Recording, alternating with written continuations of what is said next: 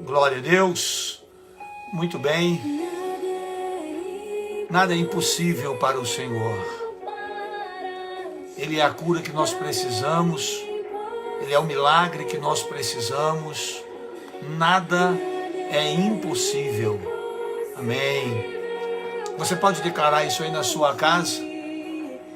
Tens o meu mundo em tuas mãos, que nada é impossível para ti.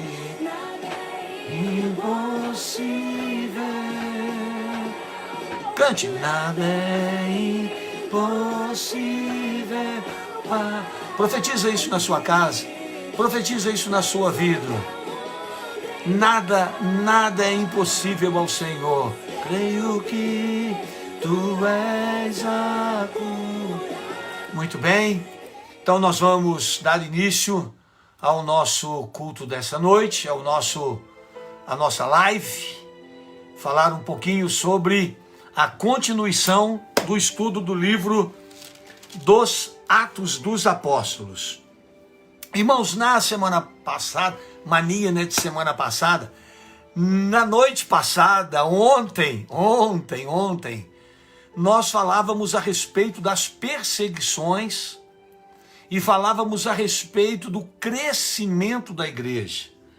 Que quanto mais a igreja era perseguida, mais a igreja crescia. Por isso eu creio, irmãos, que depois dessa pandemia nós viveremos um grande período de avivamento. Creio que Deus irá fazer uma grande obra de salvação, de libertação. Creio que os céus do mundo serão impactados pela presença do Senhor, como talvez um último avivamento antes do grande dia da volta do Senhor. E ontem nós terminamos falando sobre isso, que os discípulos, eles estavam todos os dias no templo e nas casas e não cessavam de ensinar e anunciar a Jesus. O evangelho estava crescendo, a obra do Senhor estava se expandindo, ainda estava muito restrito a Jerusalém,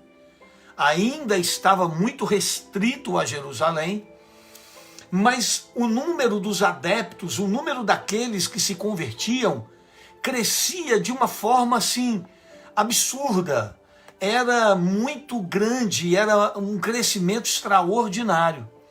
Só que esse crescimento, ele trouxe um grande desafio, porque o desafio não é apenas pregar, o desafio é cuidar das pessoas. E os discípulos estavam tendo que lidar com alguns problemas, com algumas adversidades que eram normais, aonde você vai tendo um grupo maior de pessoas, essas questões são normais. E eles estavam começando a deixar, como eles chamam, o ministério da palavra para se entregar ao cuidado das pessoas. E eles perceberam que não era prudente que eles deixassem de orar, que deixassem de estudar, meditar, pregar, anunciar a palavra para estar cuidando daquelas questões que outras pessoas poderiam estar ajudando. Então, eles decidiram que eles precisariam escolher algumas pessoas que pudessem ser seus auxiliares, que pudessem cuidar do serviço, do cuidado da casa de Deus. E quando eles decidiram isso, eles resolveram nomear servos, cuidadores, pessoas dotadas de capacitação para lhes ajudarem no crescimento do reino. Então o capítulo 7, ele fala sobre isso, o crescimento da igreja e o cuidado que era necessário com esse crescimento. E eu quero entrar num assunto aqui hoje, irmãos, que tem sido muito banalizado, mas nós precisamos levar isso um pouco mais a sério. Se você está com a sua Bíblia aberta, olha como começa o capítulo 7. Atos capítulo 7. Perdão, capítulo 6. Perdão, Atos capítulo 6. É porque eu já estava aqui pensando no capítulo 7. Então ele começa assim, o capítulo 6 do livro de Atos. Ora, naqueles dias, que dias? Os dias do crescimento da igreja, o início da história da igreja. Naqueles dias, crescendo o número dos discípulos, houve uma murmuração dos gregos contra os hebreus, porque as suas viúvas eram desprezadas no ministério cotidiano. E os 12, já Matias no lugar de Judas, convocando a multidão dos discípulos, disseram: não é razoável que nós deixemos a palavra de Deus e sirvamos as mesas. Eu quero que você escute o que eu vou falar, mas com um coração muito aberto, para que isso não seja deturpado, para que isso não seja visto como de uma forma distorcida, errada. Os discípulos, os apóstolos, percebendo que a igreja estava crescendo muito, estava tendo algumas murmurações, estavam tendo alguns problemas. E eles, para resolver esses problemas, eles estavam deixando o zelo do ensino, da oração, para resolver alguns problemas que poderiam ser simples e poderiam ser de uma forma muito melhor administrados. E então eles decidem que era necessário levantar um grupo de pessoas que pudessem lhes ajudar naquele momento. Esse grupo de pessoas, esse grupo levantado, recebe um nome que hoje nós conhecemos como diácono, porque a expressão diácono vem de diaconia, vem de servir, vem de serviço. Eles entendem que o reino de Deus precisava de homens e mulheres qualificados para que pudessem resolver os problemas e eles, os apóstolos, se dedicarem muito mais à pregação, à oração, a buscar a direção de Deus para que esses discípulos fossem alimentados. Porque o que eles estavam fazendo? Eles estavam deixando de orar, deixando de ensinar, para poder estar resolvendo alguns problemas. E isso não era o correto. Eles foram chamados para anunciar, para pregar. E não era justo que eles deixassem isso.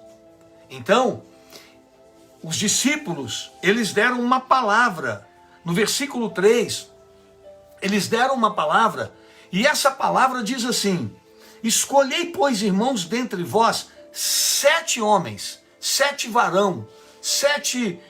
varões de boa reputação, cheios do Espírito Santo e de sabedoria, aos quais constituamos sobre este importante negócio. Ponto. Vamos parar aqui. A obra de Deus estava crescendo e os discípulos, o número de discípulos era cada vez maior, porque todo aquele que chega ao Senhor é um discípulo do Senhor, e os apóstolos estavam tendo uma dificuldade para coordenar a pregação, o ministério, a oração e cuidar dessas pessoas. Então, eles decidem que precisam levantar 7 irmãos que pudessem cuidar desse importante negócio. Guarda esta palavra, querido. Importante negócio. O diaconato hoje, ele não é visto da forma como ele foi criado pelo Senhor. O diaconato hoje, ele muitas vezes ele é visto como aquele grupo de pessoas que coloca uma roupa, que coloca lá a pastora está passando aqui atrás, a ela lá, que coloca lá a sua farda, o seu uniforme, e vai para a igreja ficar em pé lá, e fica lá esperando o culto acabar. Quero que você entenda, irmãos, que o diaconato é um dos ministérios mais importantes da obra de Deus. O diaconato, irmãos, ele tem uma função que a Bíblia chama de importante negócio. Por quê? Por que é um importante negócio? Porque cuidar das ovelhas do Senhor, assistir o rebanho de Deus, assistir o rebanho do Senhor, é algo muito precioso. Irmãos, não há nada mais precioso no universo do que cuidar das ovelhas do Senhor, do que cuidar do rebanho do Senhor. E hoje, muitas vezes o diácono, ele ainda não entendeu qual é o seu papel, qual é a sua relevância, a sua importância no cuidado da casa do Senhor. Muitas vezes eles não têm essa noção, talvez até por culpa nossa, por não valorizarmos o diaconato como deveríamos. Mas lá no início, lá na história, lá no começo da igreja, o diácono, ele foi constituído para um importante negócio. Orar, pregar, cuidar da palavra era uma responsabilidade dos apóstolos. Cuidar do povo era uma responsabilidade também do diaconato. Era uma missão assisti-los, resolver os seus problemas. E por que a Bíblia diz que é um importante negócio? Porque estavam tendo murmurações, estavam tendo alguns problemas no meio da igreja. E quando esses problemas não são administrados, essas pessoas podem se frustrar, elas podem acabar se decepcionando e acabarem desistindo da fé. Então eu quero que, talvez você que está me ouvindo nesse estudo hoje de Atos 6, talvez Deus te levantou como diácono na sua igreja. Eu quero que você saiba o quanto você é precioso e importante no trabalho da causa do Senhor. O quanto você é precioso para o seu pastor. O quanto é importante a sua participação na casa de Deus. Eu estou falando de mim como pastor da IEQ Progresso. Nós precisamos melhorar. Nós precisamos valorizar ainda mais o nosso corpo do diaconato. Os apóstolos, eles falaram, olha, separem 7 homens para que me ajudem, me auxiliem nesse negócio importante, nessa causa preciosa que é cuidar das pessoas. Então eu aprendo que o diaconato, ele como os discípulos disseram aqui no versículo 3, eles precisam se revestir de 3 virtudes para cumprir um propósito. Guarda isso. Se você está estudando, se você está anotando, o diaconato precisa de 3 virtudes para cumprir um propósito. Quais são as 3 virtudes? Quais são as 3 características que é preciso que um diácono tenha, uma diaconisa tenha? Primeiro, ele precisa ter boa reputação. Alguém que vai cuidar das causas dos filhos de Deus, alguém que vai se colocar como um intercessor, alguém que vai tentar resolver um problema, precisa ter uma boa reputação. Porque senão ele vai ouvir em um momento de contenda, em um momento de discussão, em um momento de conflito, ele vai ouvir talvez da boca de algumas pessoas: poxa, você está tentando me corrigir numa coisa que você também não faz. Você está tentando me aconselhar em algo que você não vive. Então, uma das prerrogativas, uma das exigências para um diácono é que ele tivesse boa reputação, que ele gozasse de um elevado nome moral no meio do rebanho. O diaconato precisa ter boa reputação. Isso é uma missão importante, cuidar do reino. E para isso nós temos que cuidar do nosso nome, do nosso testemunho, da nossa vida. A segunda característica, a segunda exigência de um diaconato era que eles fossem cheios do Espírito Santo. Escute, não era ter o Espírito Santo. Uma pessoa, quando ela converte, ela recebe o Espírito Santo, que é ele quem convence essa pessoa do pecado, do juízo, da justiça. Uma pessoa, quando ela aceita Jesus, ela recebe o Espírito Santo. Mas a Bíblia diz que para cuidar de um negócio importante, que são as almas do Senhor, as ovelhas do Senhor, aqueles que Deus tem salvado, esse líder precisa ser cheio do Espírito Santo. Ele precisa transbordar do Espírito para que nada que ele faça seja dele, mas possa ser do Espírito. Quando ele falar, quando ele aconselhar, quando ele for interagir com aquela situação, ele está cheio do Espírito, ele está transbordando de uma unção que vai ter aconselhamento, direção e abençoar as pessoas. Então, ele precisa ter boa reputação, ele precisa ser cheio do Espírito Santo, e a terceira característica, ter sabedoria. Irmãos, quantas pessoas estão deixando o reino de Deus, quantas pessoas estão saindo da presença de Deus, porque as pessoas que vão lidar com os problemas delas não são sábias.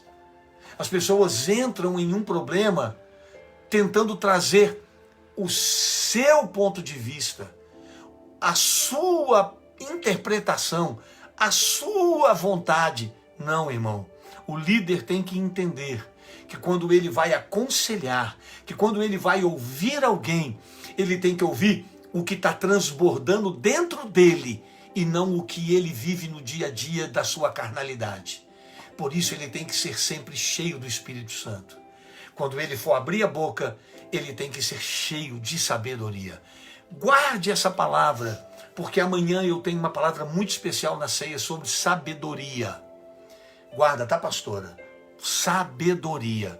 Então, irmãos, ele tem que ter boa reputação, ser cheio do Espírito Santo e tem que ser sábio. Sábio no que vai dizer, sábio no que vai falar. Um mau conselho tira uma pessoa do caminho do Senhor. Um conselho imprudente, um conselho buscando os seus interesses, pode destruir uma igreja. Irmãos, eu conheço igrejas que vieram a ser destruídas, a ter divisões, porque aqueles que estavam encarregados de aconselhar davam conselhos carnais, opinavam sobre os seus pontos de vista e não usados por Deus para abençoar aquele rebanho.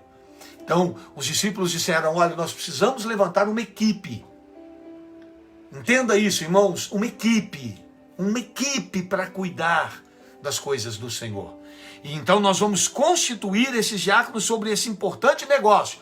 Versículo 4, mas nós, os apóstolos disseram, nós perseveraremos, na oração e no ministério da palavra.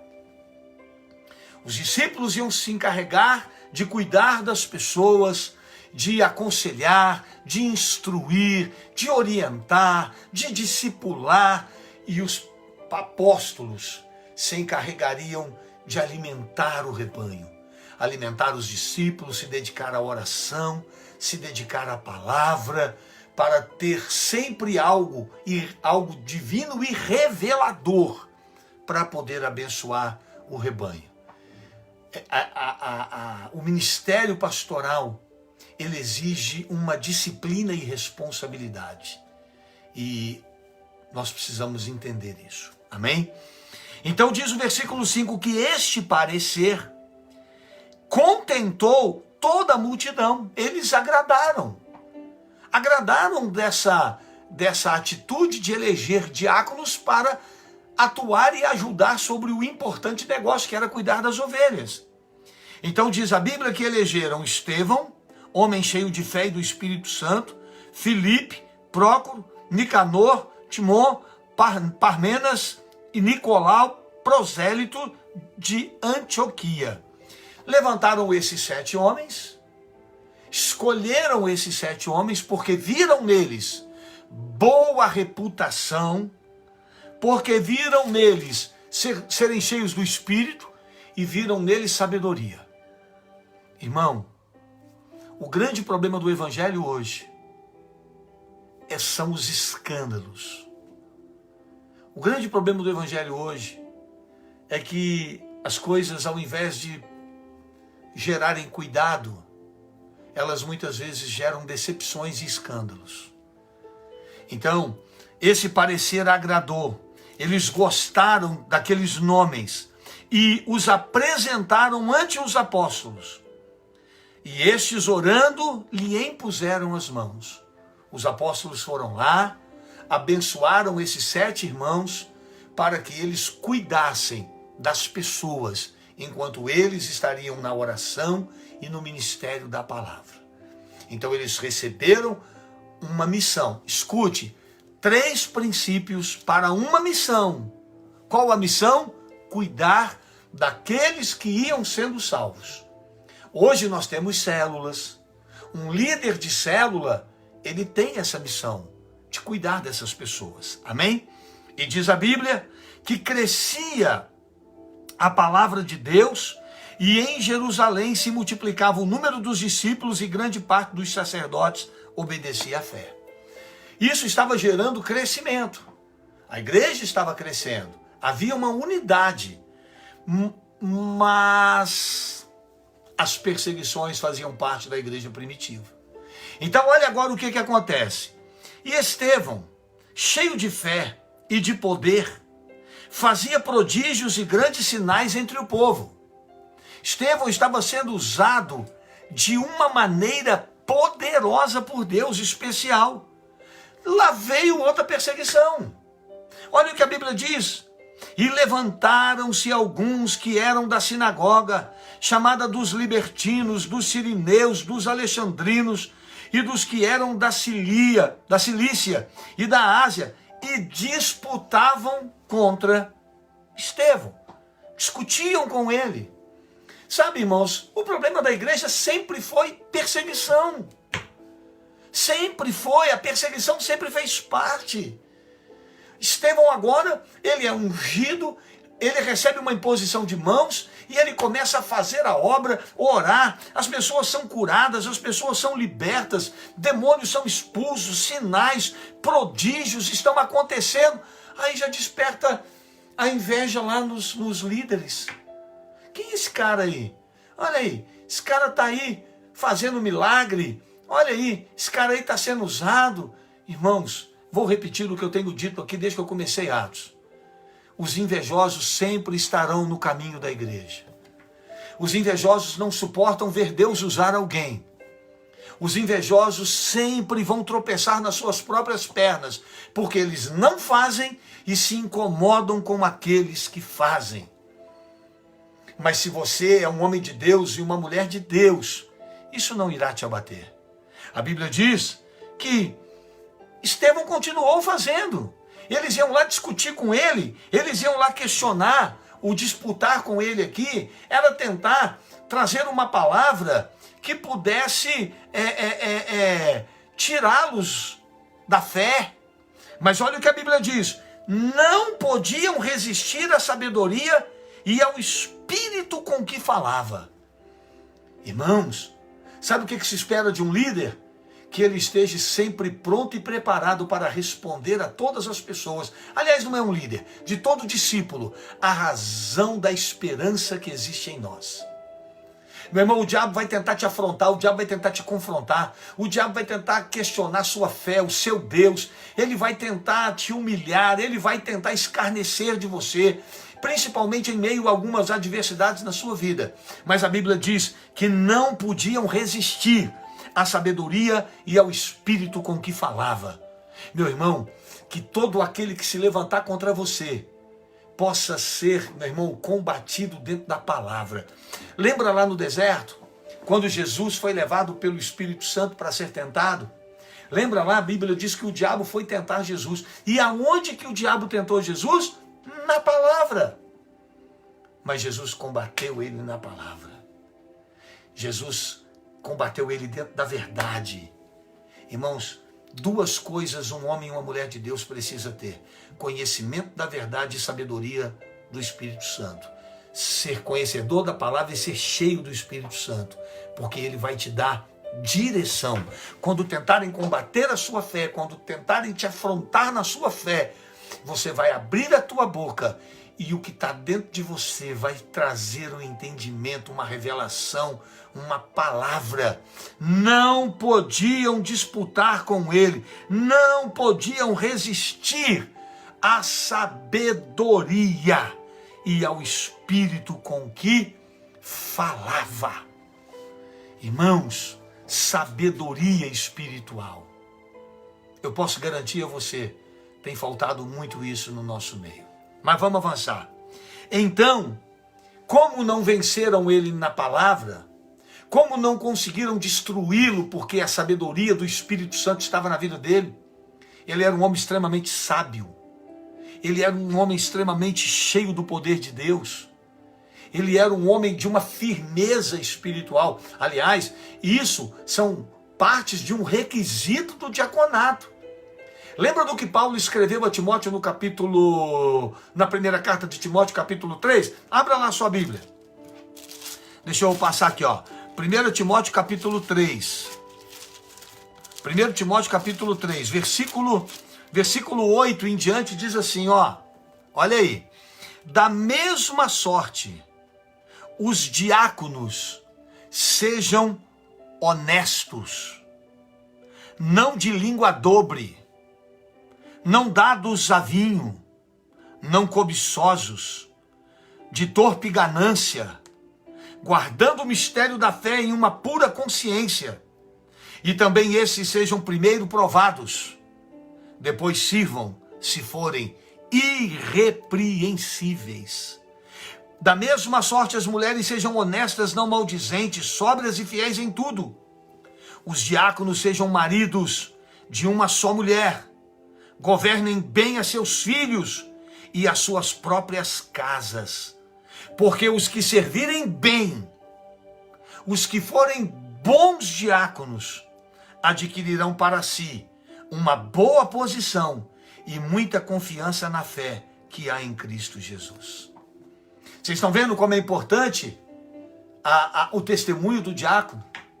Quando as pessoas iam combater Estevão, não dava. O cara era um bom marido, o cara era um crente fiel, o cara era um homem honesto, marido de uma só mulher, boa reputação, cheio do Espírito Santo. Era um homem de Deus, ponto. Toda tentativa de desmoralizá-lo não deu em nada. Irmãos, nós temos que zelar pelo nosso testemunho. Nós temos que zelar pelo testemunho, porque a Bíblia diz que o escândalo vem, mas ai daquele por quem o escândalo vier. A Bíblia diz, meu irmão, que o escândalo vem. Aliás, a Bíblia diz, é necessário que venha os escândalos. Toda vez que eu leio isso, eu me assusto. É importante vir escândalo, é necessário, sabe por quê? Porque o escândalo, ele prova os que estão na fé e os que não estão. Porque o que não está na fé, quando vê um escândalo, ele quer desistir. Ele olha para o homem, ele olha para o problema, ele olha para a decepção, ele olha para a frustração, aí ele acaba, não vou mais na igreja, porque aquela pessoa, porque aquele diácono, fiquei sabendo daquele pastor, porque não sei o quê, porque nesse meio cristão, aí coloca todo mundo no bolo, sabe por quê? Porque ele está olhando para um escândalo. Mas a Bíblia diz, ai daquele por quem o escândalo vier. A Bíblia diz, ai daquele por quem o escândalo vier. Ai daquele que envergonhar o meu nome. Ai daquele que fizer um dos meus pequeninos tropeçar. Ai daqueles que brincam com Deus, que não levam a sério o seu chamado, o seu testemunho, o seu propósito. Irmãos, nós temos que cuidar do nosso testemunho. Por causa do nosso testemunho, uma família, uma pessoa pode ir para a igreja ou pode deixar os caminhos do Senhor e nunca mais querer entrar. Sabe por quê? Porque as pessoas sabem muito mais sobre nós do que a gente imagina. Sabe, irmãos, uma coisa que eu sempre disse para a pastora, ela está aqui do lado, os irmãos do Instagram, chega a cara para cá, pastora, só para os irmãos do Instagram te ver, ó. A pastora está aqui do meu lado, o pessoal do Face está vendo ela. Uma coisa que eu sempre disse para minha esposa, sempre falei para ela, a gente não precisa falar nada não, as pessoas sabem o que a gente faz, elas sabem quem nós somos, e a nossa vida, ela fala por nós. O nosso testemunho fala por nós. E outra coisa, a Bíblia diz que nada está oculto aos olhos do Senhor. Então, nós precisamos sim nos posicionarmos, nós precisamos entender que o diaconato, ele precisa assumir um propósito de seriedade. Deixa eu correr aqui. Então eles tentavam combater contra Estevão, mas não dava. Não tinha como. O cara era idôneo, responsável, marido de uma só mulher, um cara fiel, honrado, abençoado. Então, irmão, toda tentativa contra ele era frustrada. Amanhã, no capítulo 7, nós vamos ver, eu não vou entrar nisso hoje, isso inclusive custou a sua vida. Mas amanhã, eu não quero falar do amanhã. Não vamos falar do amanhã, não. Porque o amanhã tem uma coisa linda aqui, fantástica. Vamos deixar para amanhã. Então, irmãos, isso fez com que, como eles não conseguiam combatê-lo na fé, olha o versículo 11. Então subornaram uns homens para que dissessem: ouvimos-lhe proferir palavras blasfêmias contra Moisés e contra Deus. Sabe o que eles fizeram? Como eles não conseguiam pegá-lo na palavra, usaram pessoas para fazer calúnias com ele, para mentir contra ele. Subornaram, pagaram, para poder falar mal. Deixa eu falar uma coisa para você, irmão. Não aceite acusação contra um homem de Deus. Quando alguém vier falar com você a respeito de um homem de Deus, de uma mulher de Deus, deixa eu te dar um conselho. Cuidado. Cuidado, porque o diabo é sujo. O diabo usa pessoas para poder envergonhar, para poder, meu irmão, fazer com que a moral de algumas pessoas possam ser destituídas, possam ser desprezadas, desvalorizadas. Irmãos, cuidado. Satanás, ele vai tentar destruir aqueles que são fiéis. Não aceite acusação. Sempre ensinei para minha família, sempre ensinei dentro da minha casa, é o que eu falo no escritório, é o que eu prego no púlpito. Eu não acredito em nada do que alguém me fala, sem que eu primeiro escute o outro lado. Você nunca vai me contar algo, e eu já estou te dizendo isso aqui. Quando você me contar algo, não espere que eu acredite antes de ouvir o outro lado.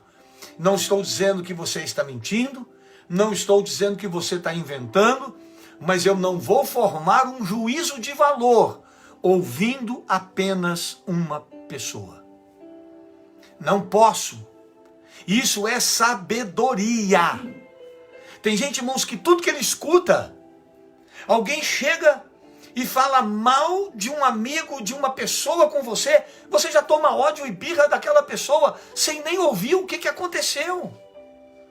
Você já começa a tomar partido, você já começa a tomar dor, você já começa a formar uma opinião, é um julgamento. Sabe o que é isso? Isso chama-se preconceito. Você forma um conceito antecipado sobre algo que você não tem convicção. Isso é preconceito. Quando alguém chegar para você, para te contar algo, para fazer uma fofoca, deixa eu falar uma coisa, não acredite não, ore, pergunte para essa pessoa, eu posso ouvir o outro lado? Não quero que você comente. Então, meu irmão, apaga isso do teu coração. Apague isso do seu coração. Olha o que a Bíblia diz, subornaram homens para inventar calúnias, mentiras, falar que ele levantou blasfêmia contra Moisés e contra Deus. Sabe, irmãos, às vezes a gente é de Deus e Deus permite, olha, é amanhã. Às vezes Deus permite, irmãos, até uma calúnia vir contra nós. Às vezes Deus permite até uma injustiça chegar diante de você, até para saber o quão cheio do Espírito Santo você é, o quão sábio você é, e o quão de Deus você é. Pastor Marco está falando que aquele gabinete é forte. Não forme julgamentos. Escute o que eu estou te falando. Não aceite acusações. Satanás é sujo. Ele é caluniador. ele é mentiroso. Ele subornou homens para falar mal. Irmãos, você sabe que a morte de Estevão, meu pai, eu já estou adiantando, a morte de Estevão, a forma como ele morreu, apedrejado e subiu ao céu, representa a subida da igreja ao céu debaixo de provações. Se Estevão tivesse olhado para problema, para calúnias, para acusações, para mimimi, ele tinha largado a igreja, ele tinha largado a fé, ele tinha abandonado o Senhor. Mas sabe por que ele foi até o fim? Porque ele era cheio do Espírito Santo. Sabe por que muita gente cai da fé? É porque está vazio de Deus, está cheio do eu, está cheio de si, está cheio de preconceitos, opiniões formadas sobre o que os outros lhe disseram, e não sobre a palavra. Não examinam a Bíblia, não conhecem a Bíblia. Fizeram calúnias, subornaram, pagaram. Vamos acabar com esse cara, vamos destruí-lo, vamos arrebentar com a fé dele. Versículo 12 diz assim: excitaram o povo, os anciãos, os escribas, e investindo contra ele, o arrebataram e o levaram ao conselho. Sabe qual o preço da sabedoria e da vida dele cheia do Espírito Santo? Prisão de novo.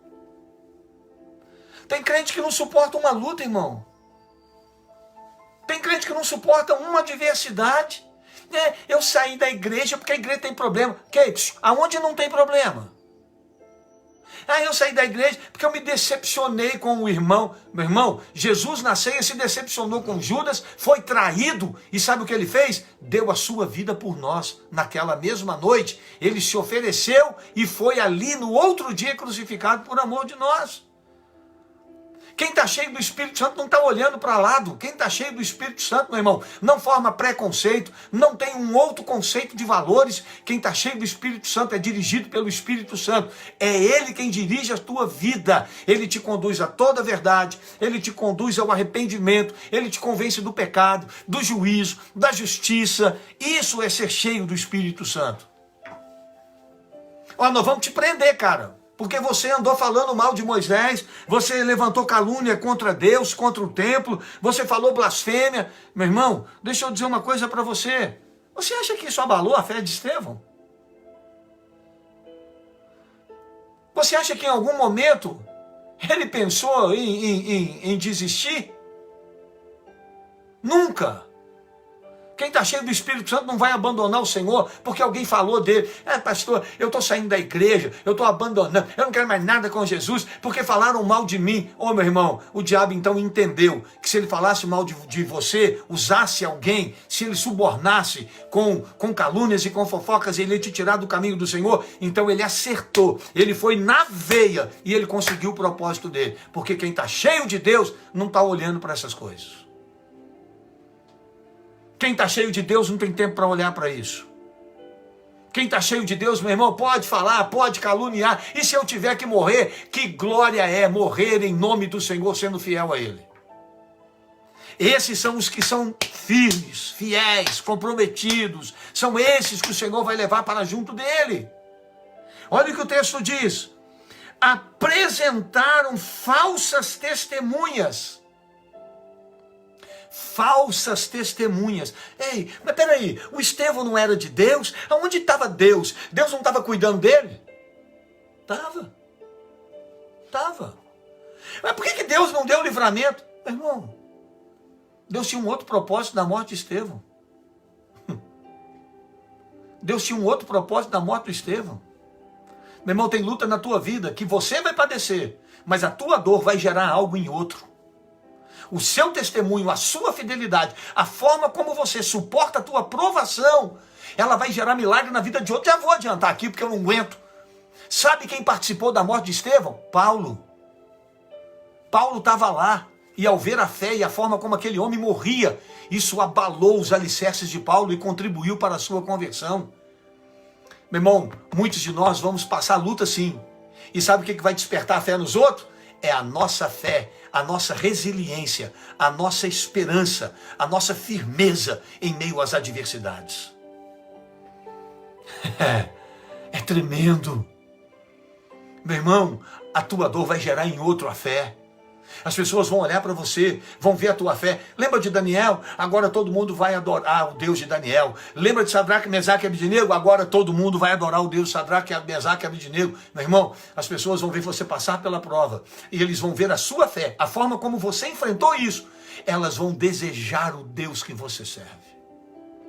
Esse é o propósito do Senhor. Pagaram, subornaram, levantaram falsas testemunhas. Eu não vejo Estevão reclamando. Eu não vejo Estevão murmurando. Eu não vejo Estevão, já acabou meu tempo. Eu não vejo Estevão pensando em desistir. Não! Olha o que a Bíblia diz. Apresentaram falsas testemunhas que diziam: este homem não cessa de proferir palavras blasfemas contra este santo lugar e a lei, porque nós lhe ouvimos dizer que Jesus Nazareno há de destruir este lugar e mudar os costumes de Moisés, que Moisés nos deu. Estevão nunca disse isso. Então todos os que estavam assentados no conselho, fixando os olhos nele, viram o seu rosto como o rosto de um anjo. Tá bom para você? O que você acha? Quanto mais te acusam, mais a glória de Deus reverbera, ela se manifesta. Quanto mais te acusam, quanto mais se levantam contra você, mais você reflete a glória de Deus. Estavam metendo a ripa nele, doido para pegá-lo, doido para matá-lo. Mas quando olhavam para ele, sabe o que viam? O seu rosto como um rosto de anjo.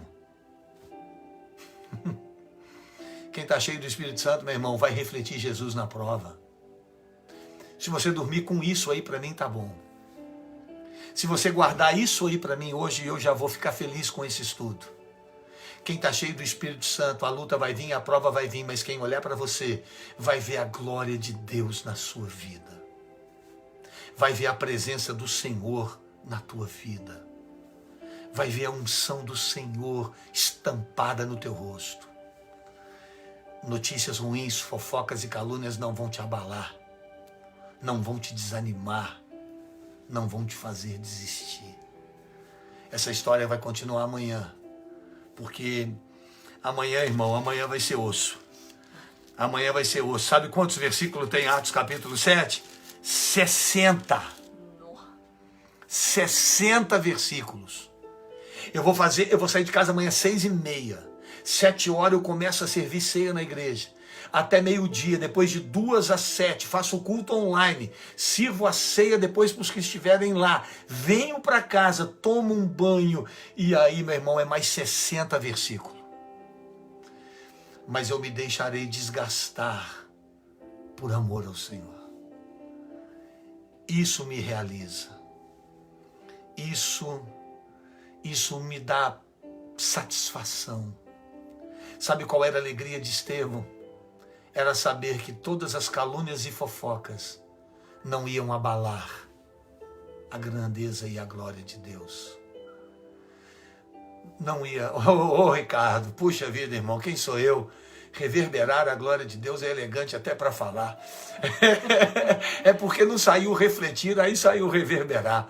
Mas é produzir, não é, Ricardo? É refletir. Queridos, que coisa fantástica é saber que mesmo nas lutas, a glória de Deus está conosco. Que a unção de Deus está conosco. Não deixe lutas, eu vou encerrar. Não deixe lutas e adversidades roubarem de você a sua fé. Não. Irmãos, você pode estar com lágrimas nos olhos, mas vão olhar para você e vão ver a glória de Deus na sua vida. Eles vão olhar para você e vão ver o quanto você é fiel ao Deus que te salvou, ao Deus que te amou, ao Deus que te deu a vida eterna, que prometeu estar contigo todos os dias da tua vida. Esse Deus, Ele prometeu estar com você. Ele é fiel. E você não pode deixar que a glória de Deus, a unção de Deus, ela venha se perder na sua vida. Que Deus possa te abençoar. Amém? Amém? Antes de eu dar os avisos, eu quero que você entenda que, mesmo na dor, Deus estava com ele. O seu rosto era como o rosto de um anjo. Eles olhavam para ele e ele não estava desfigurado pela dor, mas estava cheio do Espírito Santo.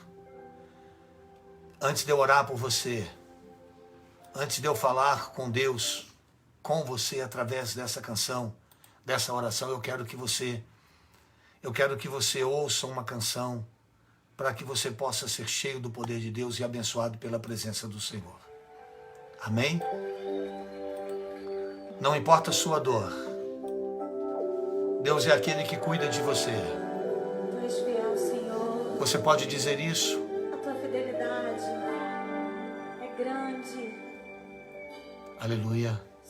Estás aqui, Senhor. Posso receber quem sou. Podes ver se há em mim um verdadeiro adorador. Deus viu em Estevão um verdadeiro adorador. Não sai não que eu quero orar por você. Não sai não porque eu quero abençoar a sua vida. Não importa o que você passe, você tem que ser fiel até o fim. Porque o que Deus tem na tua vida, meu irmão, é muito maior do que o que você vai fazer nesse mundo. Ele tem um propósito de te levar para junto dele. Quero te adorar, ainda que a figueira não floresça. Quero me alegrar, mesmo se o dinheiro me faltar. Mesmo se o dinheiro me faltar. A vitória vem, mesmo que pareça que é o fim. A vitória vem. Mesmo que pareça que é o fim. Por quê? Cante. Pois tu és fiel, Senhor, fiel a mim. Você pode cantar isso aí na sua casa, que tu és fiel, Senhor. Eu sei que tu és fiel.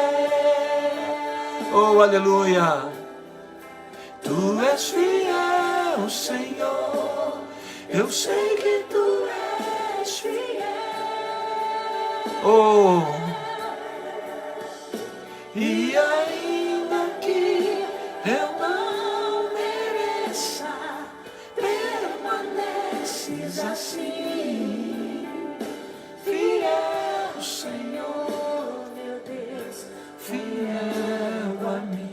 Amém? Feche os seus olhos. Pai, em nome de Jesus, eu quero orar, Senhor, por cada irmão e cada irmã que tem nos acompanhado no estudo dessa live, desse estudo sobre Atos.